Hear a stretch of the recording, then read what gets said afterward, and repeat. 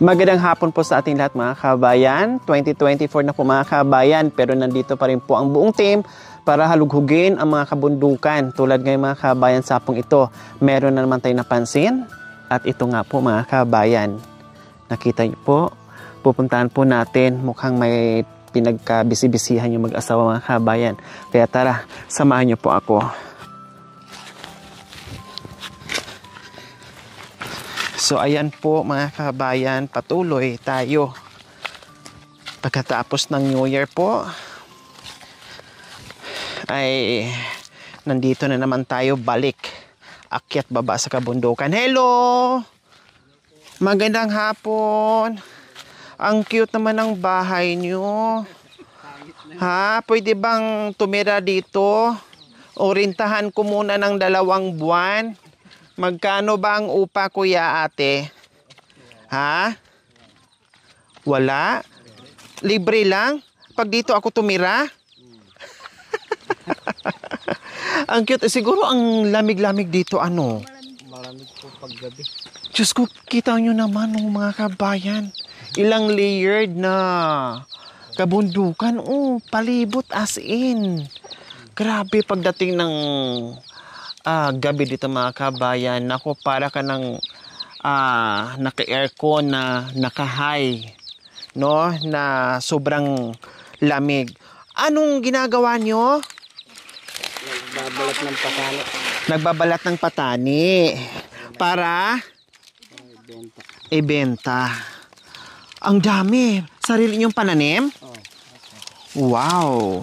So, ayan po mga kabayan, no? Akala ko kung ano yung pinagkabisihan ng mag-asawa. Ito palang patani. Ibebenta ito, kuya.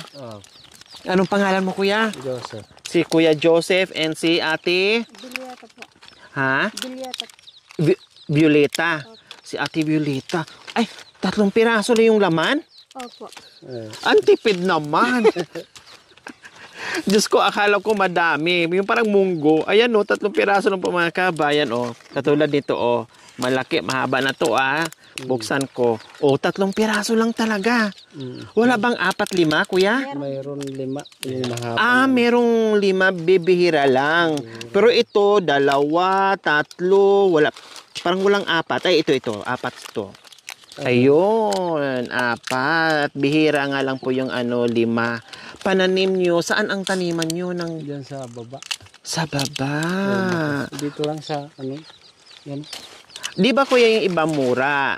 Pero ito sa inyo, mga tuyo na. Saan ba mas masarap? Yung mura or yung ganito? Yun parehas lang. Parehas lang. Pero pag yung pinalambot? Ito naman to, maganda sa pansawag ng baboy. Wow, siguro ang sabon nito maalim namnam. Hindi ko pa ito nakitikman mga kabayan eh. Gusto yung tikman.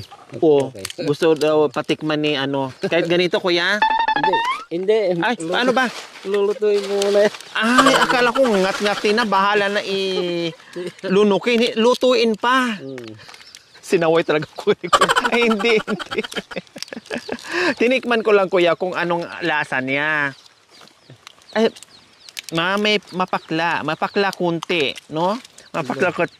Para kang uminom ng very light na wine, ganon ang lasa niya. Para di siyang munggo na alanganin pang maluto na medyo hilaw. O ganyan. O para siyang hitsura niya pag nabalatan parang mani. Di ba?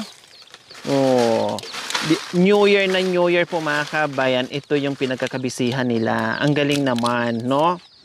Talagang tapos na yung Pasko, tapos na yung New Year, so back to normal na naman po ang buhay. Ito na naman sila, naghahanap buhay, no? At gumagawa ng paraan ng harvest ng maraming patani. Ate Violeta, kumusta naman ang bagong taon? Mabuti naman.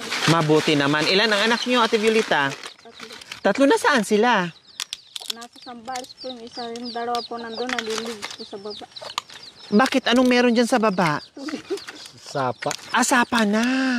Wow, yung pinakababa dyan?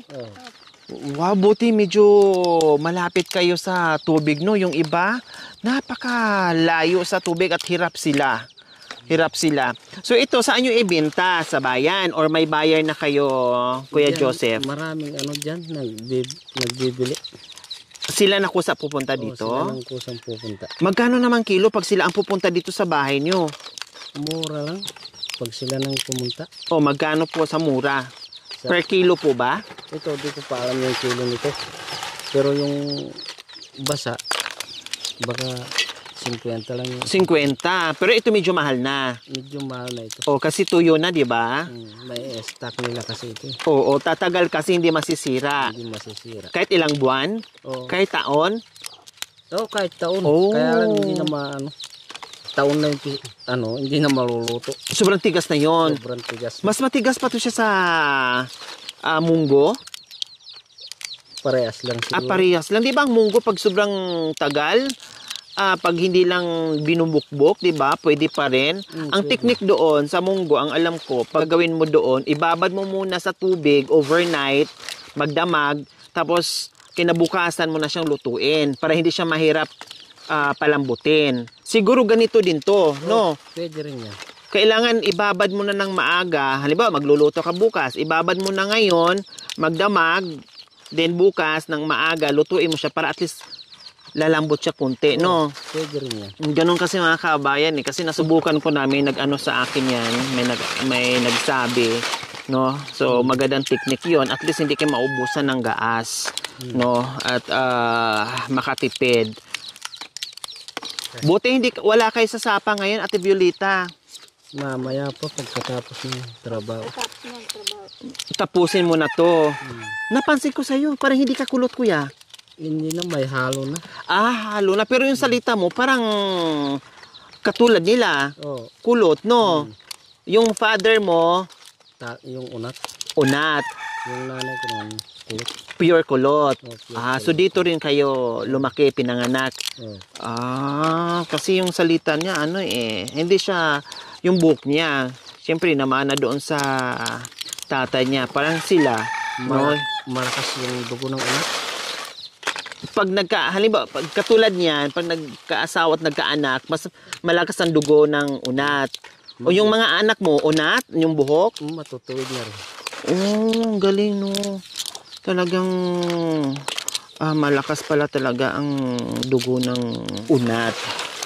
Paano naman kayo dito napadpad, Kuya Joseph, sa maganda yung tirahan na halos nag-iisa lang kayo dito? Marami kami. Diyan sa Meron pa dyan sa unahan? Marami po to. Mayroon pa doon. Doon, delikado yung doon malayo yung doon. Dito, malapit lang sa pagliko nito. Nako, delikado yung malapit, Kuya. Ganyan kayo pag nagsasabi, diyan, malapit lang. Yung pala pagpuntahan ko, ang layo na doon na sa ikapitong bundok na. Nasa likuran na. Mayroon pang tao doon sa Saan po? Diyan may bahay din yan. Saan? Yan may saging. Dadaan ng dadaan ng ilog. Hindi, yan sa Opo, ayan Yan lang ang saging Ah. Mayroon din tao dyan. Ilang bahay na dyan? Isa. Tapos isa rin doon sa may mangga. Tapos isa dito sa baba. Mayroon dyan. Oo. Hindi lang makita yung kubo nila. Di lang kasi makikita mga kabayan kasi puro kahoy. Pero may mga tao dyan. Mayroon. May mga tao. Ganito rin yung trabaho nila, patani. Patani din. Wow, teka, ako, yung tuhod ko, na-stuck. Ayun pala mga kabayan, ito, katulad nito, kahit tuyo na, pero binilad pa rin nila. Hindi pa po gaano yung tuyo. Ayan, talagang patutuyin. Buti hindi nahalukay ng mga manok. Hoy! Halukain din Hoy! Hoy! Halukain din yan. Wag! Pupulutin isa-isa, mahirap. Mauubos. Kaya nila tong lunukin? Hindi, itatapon lang. Talagang hinahalukay lang nila. Akala na siguro may nakatagong pagkain dyan. Hindi na kaya, maano sila dyan. Mabilaukan sila dyan. So yan mga kabayan, kanina paalok ng alok si Kuya. nung nakita ko yung ilalim mga kabayan, ang dami Oh, ang dami na pala, nakakatuwa. Halimbawa, kuya, pag napagod na kayo o ikaw, Ate Violeta, hindi kayo nag-aaway, siyempre napapagod ka na. Sabi mo kay Mister, bilisan mo dyan. Si Mister man, bilisan mo rin dyan. Hindi ka nag-aaway yung dalawa. Hindi po. Hindi. Pag napagod ka kasi, wala na. Pahinga na. Wala ka nang kakainin. Oh, ibig sabihin, pag mapagod ka sa ginagawa mo, wala kang kakainin. Mas nakakapagod kung walang kainin, Kuya Joseph, no? Mas nakakapagod na Pag walang wala. kakainin, Kuya Joseph, tama? Pag wala ka ng pera. Pero kung sakaling talaga kung mag-aaway kayo o mag-aaway kayong dalawa, kung napagod kayo, ito lang, batuhin mo lang si Mrs. Ganyan, ikaw kasi. Tapos gantihan ka rin ni Mrs. ng ganito. Kaya at least ganyan lang. Na walang pisikalan o walang kamay, ito lang. Para naman kahit papaano, para lang kayo nagbibiruan. Pero yung pala nag-aaway na. So tama yun. Bukod dito sa pag-harvest o pagtatanim ng mga patani, Kuya Joseph, ano pa yung ibang mga pananim nyo? Gabi. Saging at saka yung galyang. Ito yung mga nakikita ko ay mga Opo. pananim yan. Wow! Ito yung sinasabi ni Kuya Joseph na pag napagod ka, wala kang ganyang pananim. Diba? Kung iniinda mo lagi yung pagod, pawis mo, no? Yung hirap mo, kundi wala kang makikita na ganyang kadami na pananim. Katulad ngayon, masipag, abala sila sa tatanggal ng mga patani. Yung sipag nila, yung pagod nila, ilang araw na lang, may bibenta nila kahit paano, malaki to, no? Medyo mahal yung benta kasi tuyo na, unlike doon sa basa pa or mura na bago pang itas. Di ba pag mura, yung iba binibenta, Oo. maliliit pa, Kuya Hindi, Joseph? Malalaki na yung basa. Yung malalaki. Oo. Pag ganito na siya, Tuyo na. parang anong tawag dito? Pag natuyo na siya, ninipis. Ninipis na siya. Sisiksik yung laman niya. Oo, ninipis na yung kasi siyempre titigas at ninipis na siya. Okay, sige. So yung mga anak, nag-aaral. Ilang taon na yung panganay mo, Kuya Joseph? 18 na yata yun. Ay, 18. Bakit ilang taon na kayo? Ano na kami? 37. 37. Ikaw naman, Ate Violeta. 36. 36. So, nag-asawa kayo? 18 Maaga. years old. Maaga. Kasi 18 na yung panganay eh. Tapos yung bunso, ilang taon na? 3 years old. Malaki yung agwat nila, Siguro talagang plano. No, hindi yung sunod-sunod. Kasi mahirap. malalaki yung agwat. Mahirap po yung buhay kaya Tipid lang, 3 lang. 18 yung panganay, tapos sumunod, 14 po. 14. Tapos 3 years old. Talagang plano. No? Dapat ganun. Dapat may family planning, plano, hindi yung yearly or sunod-sunod ka mag-anak kasi kawawa. O katulad dito, no, bata o maaga sila nag-asawa. Kung hindi sila nag-control, kundi ang dami ng anak ngayon, baka 18 din. No? Kasi 18 yung panganay ko, 18 din ang anak sa taga na nagsasama. Maganda yung gano'n, nakaplano. Kasi mahirap nga ang buhay, din plus marami kang anak, ikaw yung mga bata hindi makapag-aral. Tapos sa kultura namin, pag lalaki yung anak mo, pag nakapangasawa, babandi pa ng kalabaw. Kaya nga, laging ganyan mga kabayan, pag lalaki, kailangan si lalaki o si magiging biyanan, magbigay ng kalabaw. Ilang pirasong kalabaw ba, kuya, kailangan? 3. Tatlong malalaki. Paano pag mahirap lang din? Wala rin siyang magawa. Pero pag may kakayahan ka na rin yung may alaga ka. Pero kultura, siyempre, mahirap kailangan, anuhin muna. Parang Gawa mo ng paraan. Parang motor na rin. Pag wala ka, ulog-ulogan mo. Pwede pa lang hulog-hulugan. Pag nakakita ka Kung halimbawa, walang buong kalabaw na ibigay mo.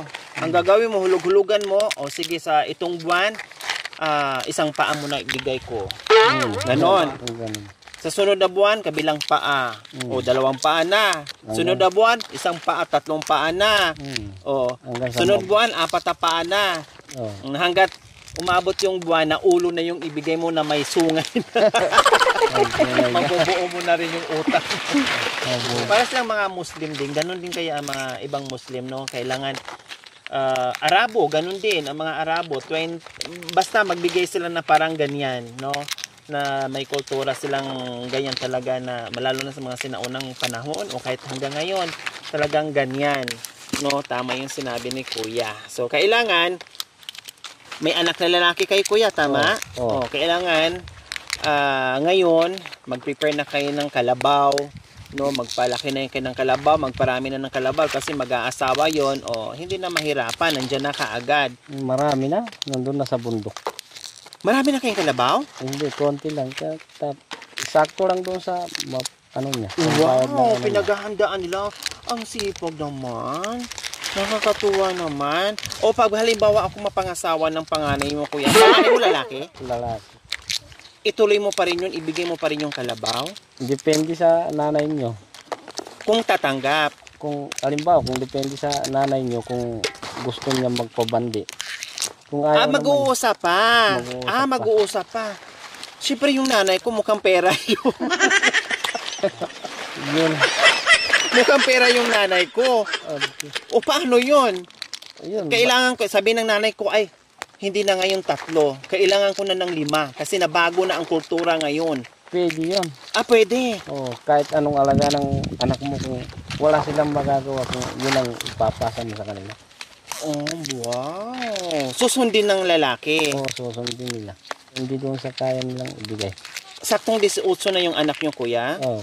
Babalik ako mamaya dito, Kuya, ha? Wala, nasa sambal. Ay, nasa Sambales ba? Nasa Sambales. Sayang yung 5 kalabaw, Kuya. Yung nga ang pinsan ko, Ay, paano pag naghiwalay, Kuya Joseph? Halimbawa, nabigyan mo na yung 3 kalabaw, o naghiwalay, bawiin na lang yung 3 kalabaw. Oo, ganun. Hindi, yung iba, babawiin.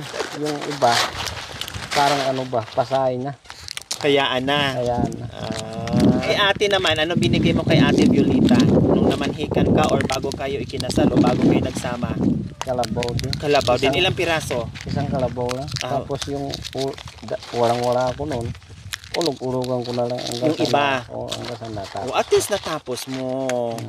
Wow. At least nasusunod yung kultura nyo. Nagis na nyo yan eh. Yan kayo eh. Kaya sa anak ko, hindi ko na Hulug-hulugan. hindi ko na pwedeng painturutan yung mag-ulog ako na. Kailangan nakahanda na. Kailangan mag-cash ka na. Imagine po mga kabayan, no? Sa simpleng pamumuhay dito dahil sa sipag at tiyaga nila. Pero halimbawa darating yung panahon na mag-aasawa yung anak nila na lalaki, yung panganay, nakahanda sila. Ang galing. Kaya nga minsan sinasabi natin, pag gusto mo, may paraan. Pag ayaw mo, maraming dahilan. 'Di ba? Kung nagagawa nila, no, kaya din natin gawin kung ano nagagawa nila. Sipag at tiyaga lang talaga mga kabayan, bawal mapagod. No? Bawal mapagod dahil kung mapagod ka, nako, pagod din ang bulsa, wala ding laman, Kuya Joseph, no? Mas masakit pag walang laman yung bulsa. Tama. Okay, sige. Magdala kayo. Sige, magdala ako. Mantagang plastic ba? May plastic kayo dyan? Plastic. Pakilagay sa plastic. ba?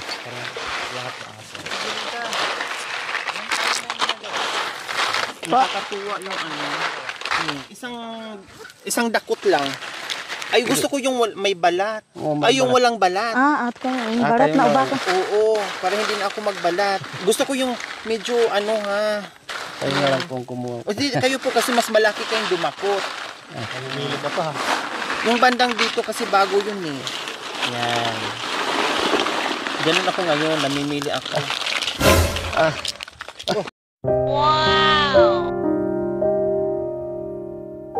May pera.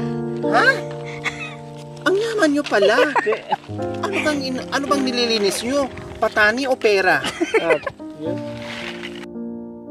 Yan. Pera. Pera. Ang galing naman ni Kuya magdakot. No? Talagang dakot niya kaagad yung pera. Siyempre yung pera na yan, bunga yan sa kahirapan.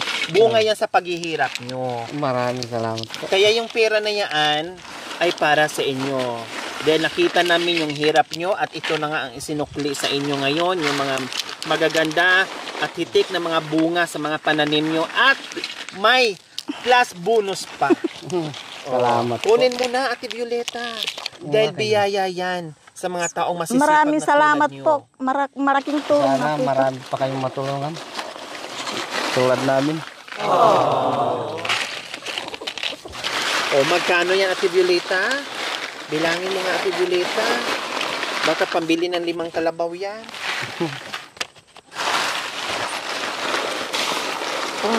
5,000. 5,000. Ano ngayon sa pakiramdam, Ate Violeta, no, na may nahukay yung mister mo na biyaya? Masaya po.